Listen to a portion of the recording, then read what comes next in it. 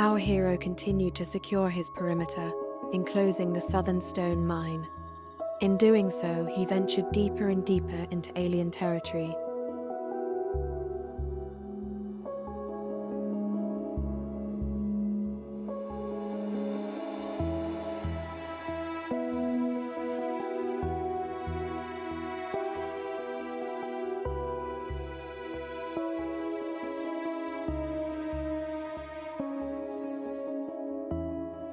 Construction was perilous, and while his army of drones greatly increased the speed with which he was able to put up walls, danger was constant with alien nests so close nearby, and attack groups regularly seeking to reach the mines.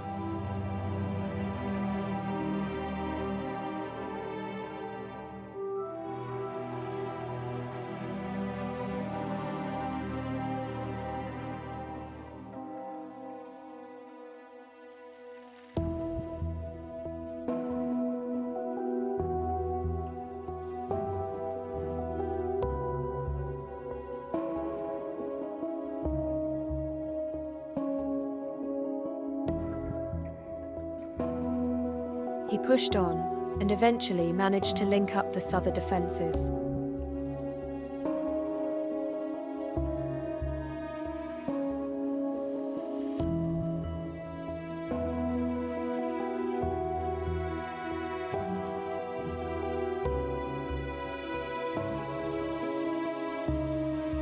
Discovering a rich oil field, he decided to enclose it within the base, ensuring that no aliens could reach it from the south and west.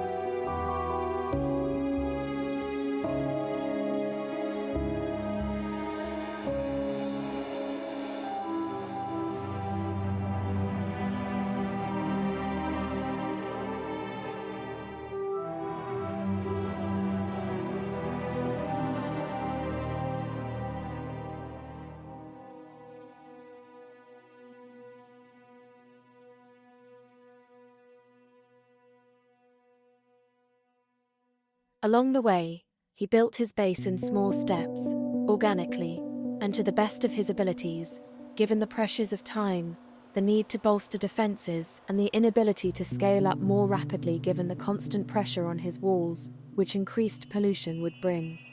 Though inefficient, the base was able to deliver a constant flow of science packs to the labs, and produced enough electronic circuits, advanced circuits, and base metals to enable the engineer to unlock important technologies. With the discovery of flying robots, wall defenses near the base could be automated. Though very slow to start, robots would now repair damage to walls and turrets, allowing our hero to focus on the work to secure the perimeter and, ultimately, expanding it. Soon I will have these teleporters. They will work on the planet, but I don't think they will be able to get me home. For that, more power would be needed, I think. So it's time to start thinking longer term. I'll need to build a rocket to get me into space. That will allow me to do different kinds of research, and I suspect the other planets in this system also have things to offer. But let's see. I'll need rocket fuel, of course. Low-density structures, those look like they will take a long time to craft in large quantities. Furnaces. Okay, those will come in handy anyway. Concrete.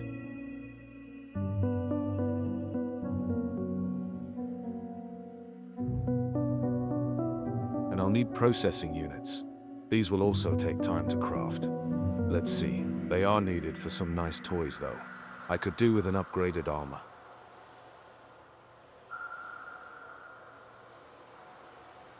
And yes, exoskeletons will make my life so much easier. Getting these roboports is a game changer. The bots are very slow, but it'll do. I can spend less time on running around fixing walls.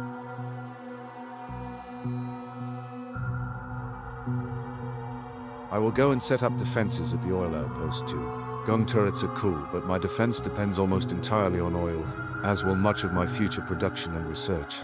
I'm going to keep it tight for now, but inevitably this should all be my territory in the future.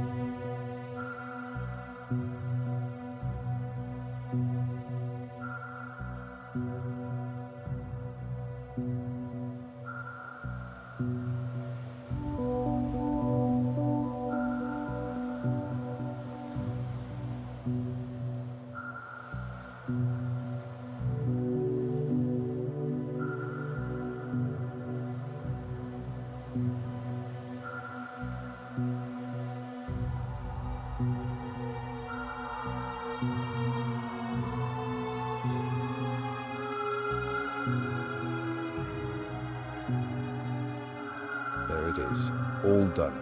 Double shell with 2 layers of dragon's teeth at the inside wall and 1 layer at the edge of the flamethrower's range.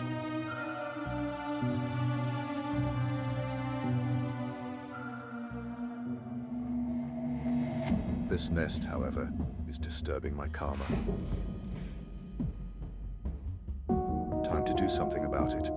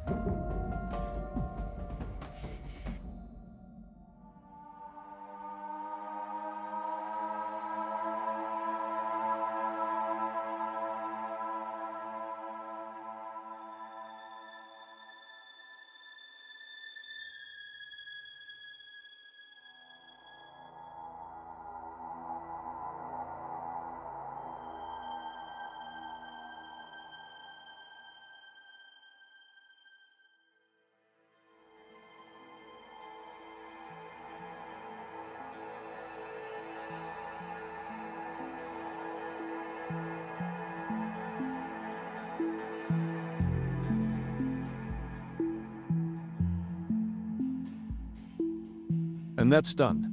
They won't be getting out of there unless my little twerps do something stupid again. These defenses can go. I'll move them further up, which will be more pleasing to the eye. So, why go through all this trouble to block them in now that I've got walls up and can deal with these aliens better, even as they evolve? Well, my Red Queen, the computer, is keeping score and has set a challenge which prevents me from destroying nests until I am able to do so with artillery. It will take me a while to get there, as I've got loads more technology to research first. For now, though, I can complete this wall.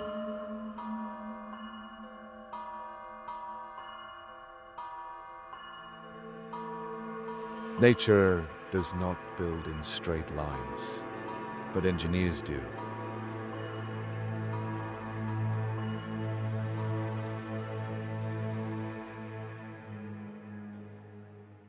I spend my nights designing blueprints for the factory. I'm going to need advanced circuits soon, so let me set those up over here right next to the plastic production, which they depend on.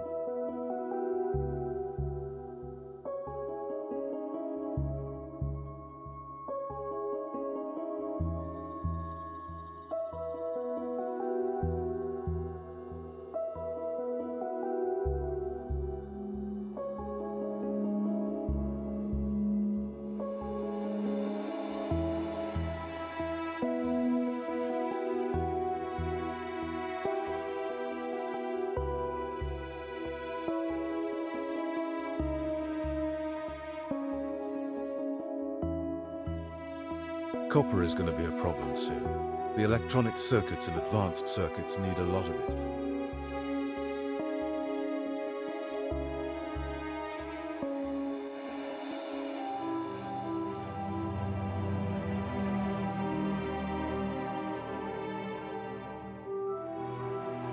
Science could also use a bit of an upgrade. Perhaps I can get all of them to run at about 30 science packs per minute. That should keep the research going at a reasonable pace whilst I secure more resources and territory. Chemical science is a great candidate for my narrow build, which can take 4 different inputs.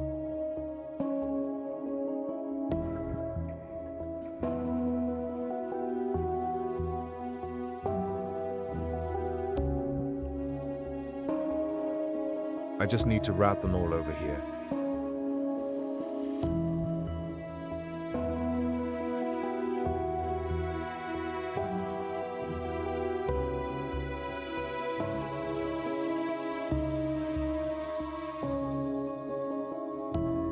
Advanced circuits will be a bit of a challenge, but let's see how we go.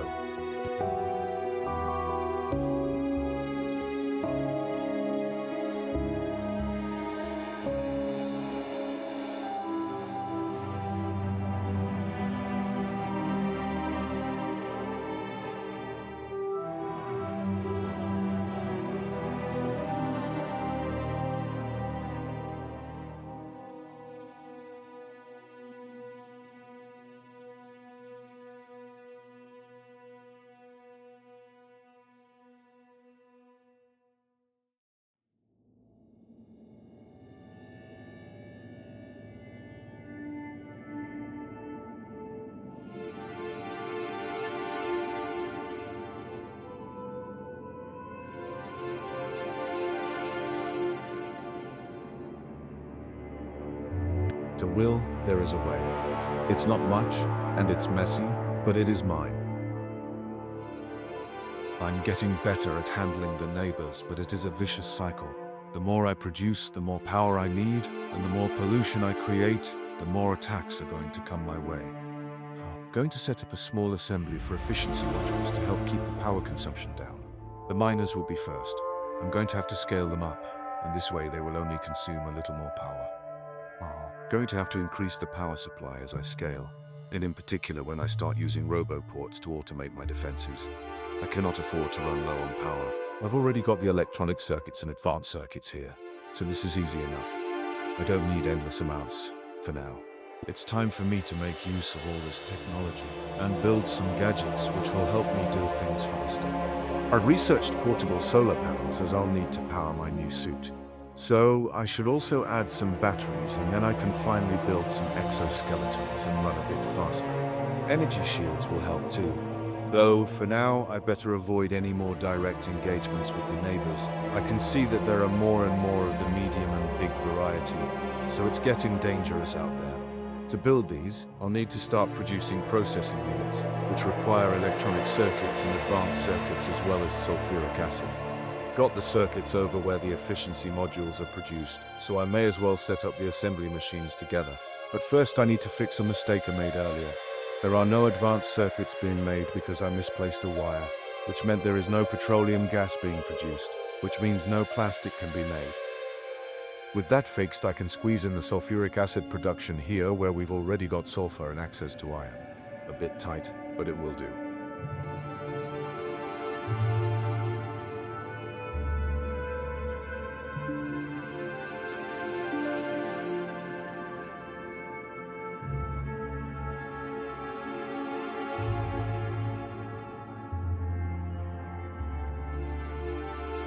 Getting the water there requires a bit of restructuring.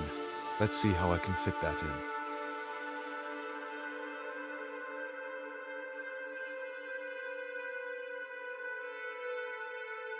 Looks like I need to use these upgraded underground belts which I researched a long time ago, and then I should be able to keep the belts flowing and have the water branch off here to run up to the chemical plant.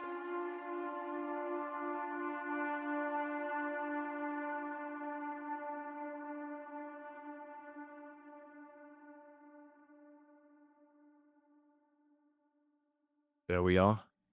A bit tight, but it will do. Now on to the processing units. 4 assemblers should do it.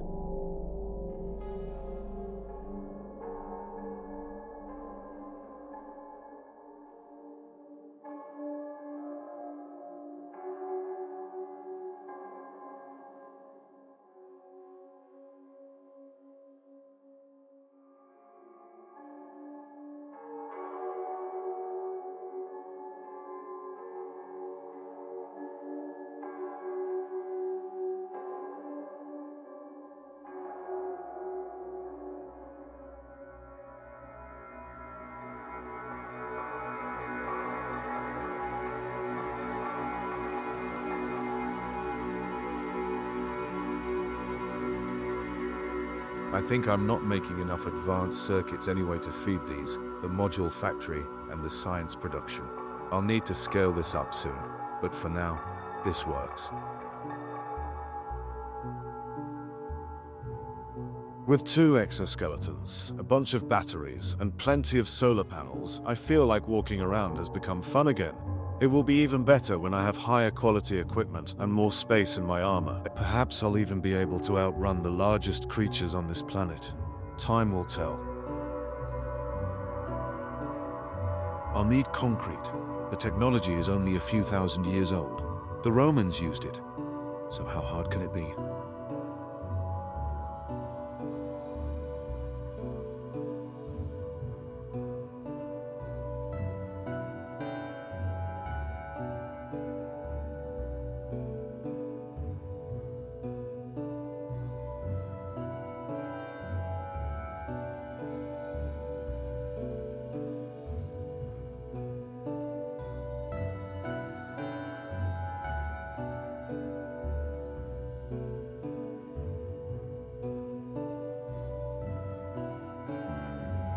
It's taken me a while to figure out how to route the belt for the bricks. I'll use the little iron patch up here. That should be plenty for keeping the concrete makers supplied.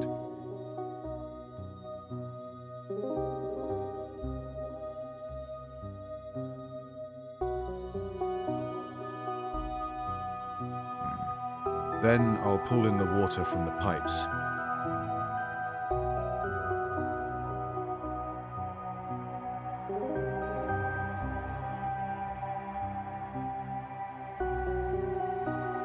And I'll have to get some iron here to make the rods. Fortunately, I just need iron and not steel. I think I'll make a lot of this, so it's good it isn't too expensive. There, nice and compact. Okay, now I can set up the wall assemblers, and I should also recycle the old walls which I have and upgrade them to the new version.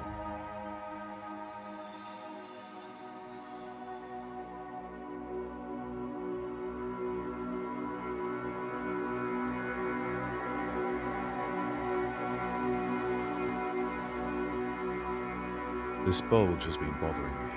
I can't do much about the walls further south as there are too many nests for me to contain at this point. But I think up here I can, and should, move the wall out a bit further.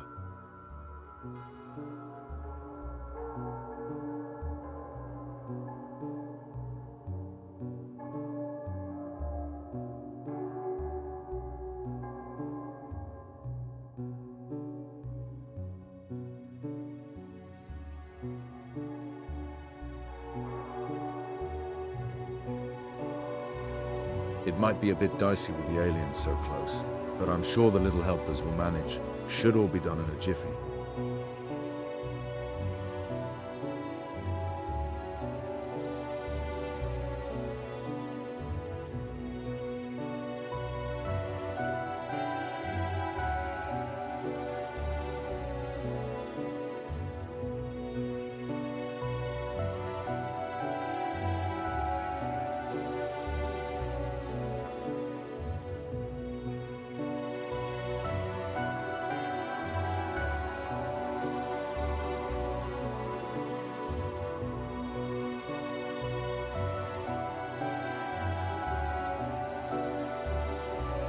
There we are. The base is enclosed again, and I also have a bit more space for now. All that remains is to disassemble the old defense line. I'll incorporate the oil outpost later. It's unlikely anything wanders between the gap without being targeted by my turrets, and I do need to get on with securing the resource patches out west.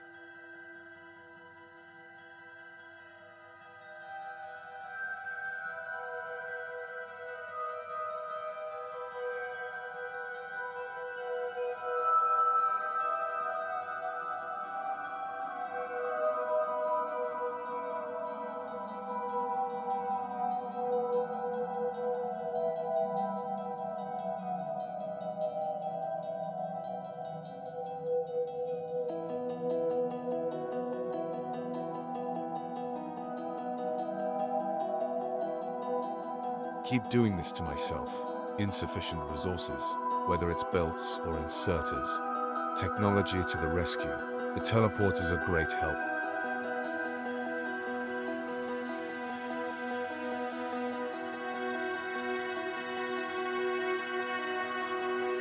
Darn. It looks like I dropped a wire earlier, And so the petroleum plan isn't working as it should.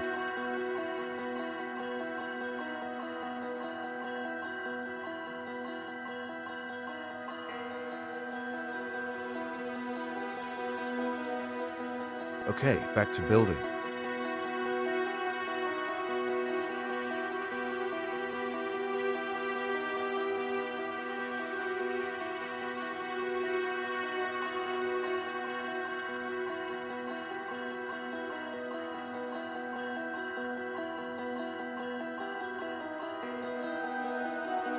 That nest is very close, so for now I'll forego the outer line of dragon's teeth so that I can make progress on getting the entire wall up.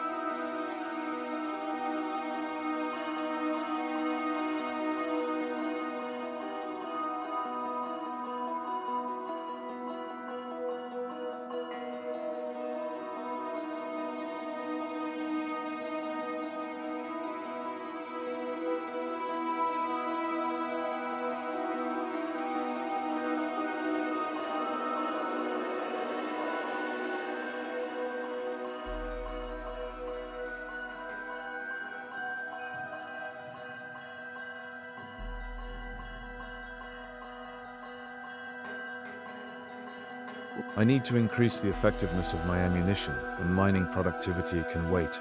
If I secure these ore fields, then I won't have to worry about it for a while anyway.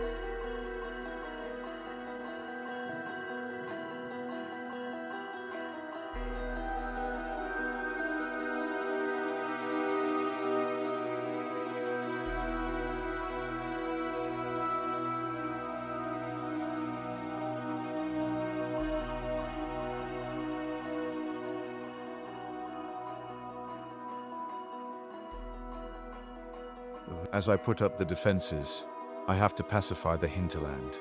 And so our engineer spent long days in pitched battles with the natives, using his turrets to suppress opposition and an arduous struggle to block the creatures' exits from their nests.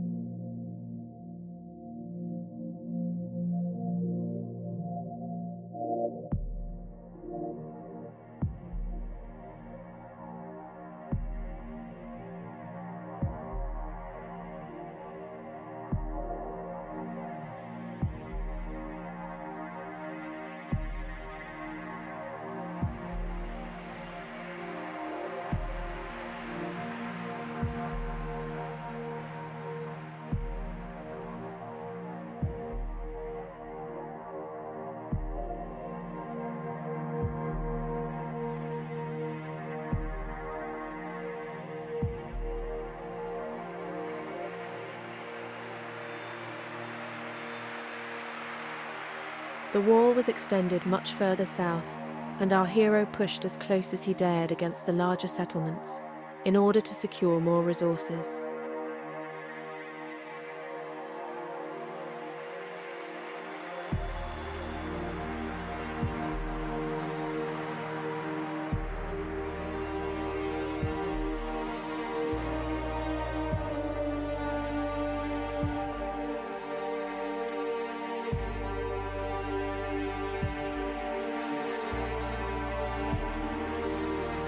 The shell was finally completed, and the supply of ammunition would now flow in a circular pattern around the base. All in all, 7 substantial nests were contained by the engineer through the use of nearly 4,000 pipes and 4,500 piercing round magazines.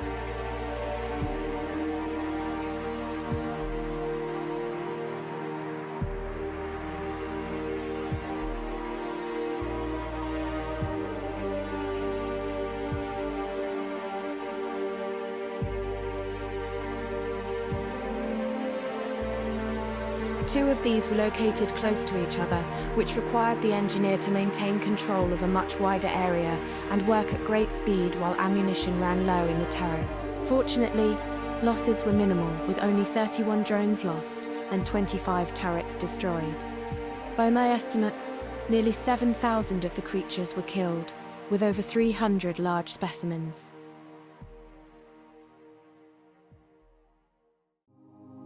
Okay, with that all done, I might as well give my flamethrowers the best possible damage by feeding them light oil, which I get from the refineries anyway. Waste not, want not. I'm going to pump out whatever oil is in the pipes. The flamethrowers have small buffer tanks, so they'll eventually run out of crude, and will then use the new light oil when I'm pumping it into the pipe. Took the pump jacks directly to the defense pipeline earlier, so that needs to be fixed.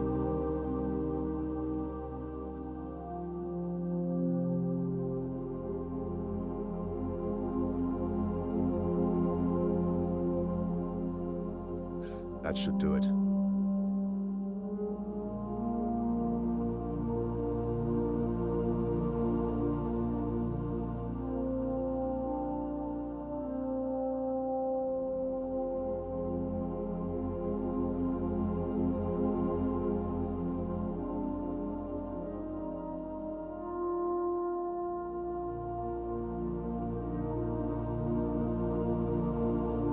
Empty the pipes. And now I'll just pump oil back into extra storage tanks before hooking up the light oil via these flamethrowers. Done.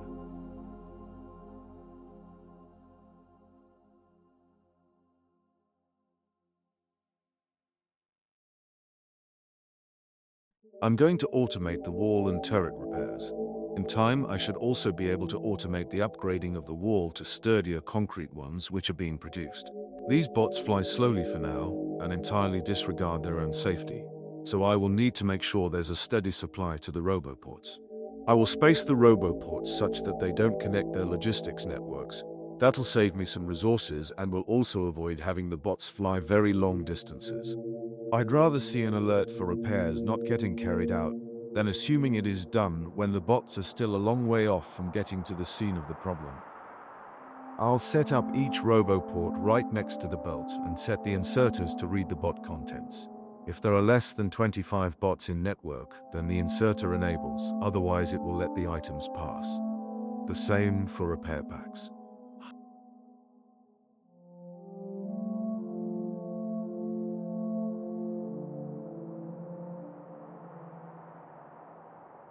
At least the bots are smarter than my little helpers, and don't go off trying to destroy the nests.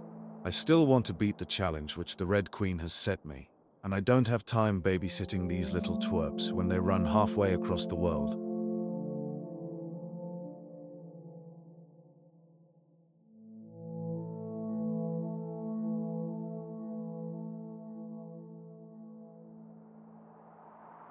I'll put a logistics storage chest right next to it to store concrete walls in anticipation of upgrading and, later on, for repairs.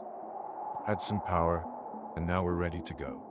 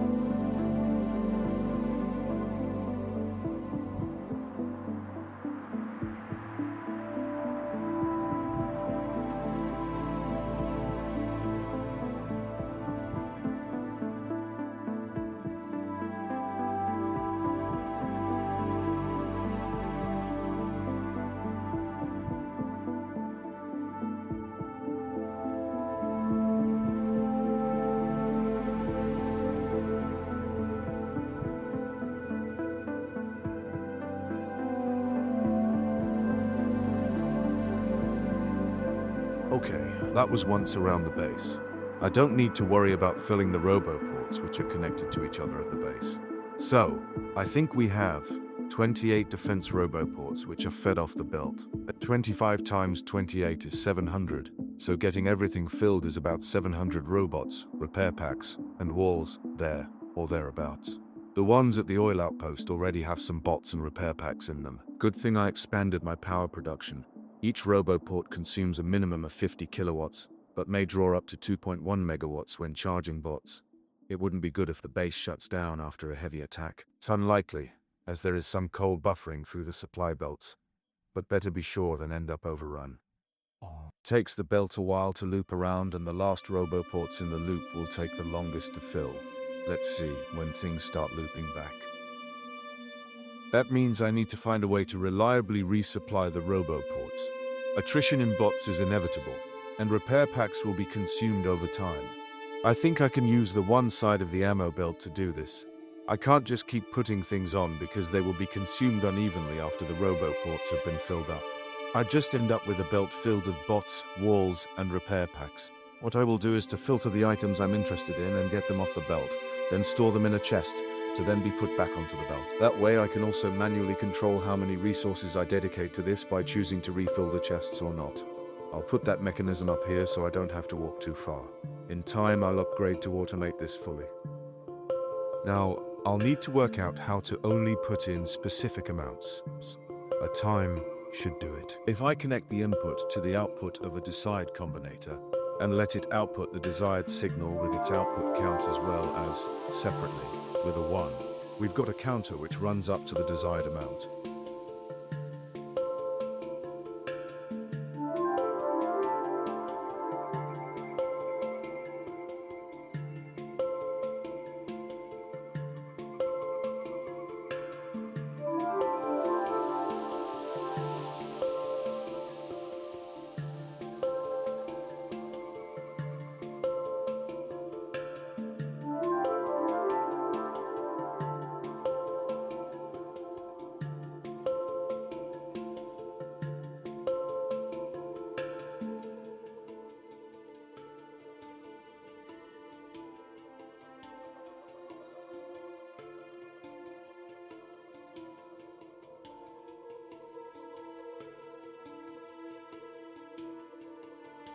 Adding a decider to only output a trigger signal in a specific range will make things run in sequence.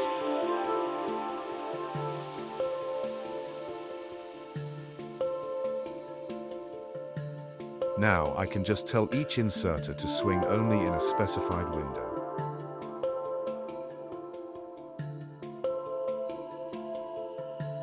This is also why I researched stack inserters. Items will end up in the belt bunched up, which will make it easier to scoop up and, let's be honest, just looks better. I'm sure I can make it so the item groups also go together, but let's not waste time on this now.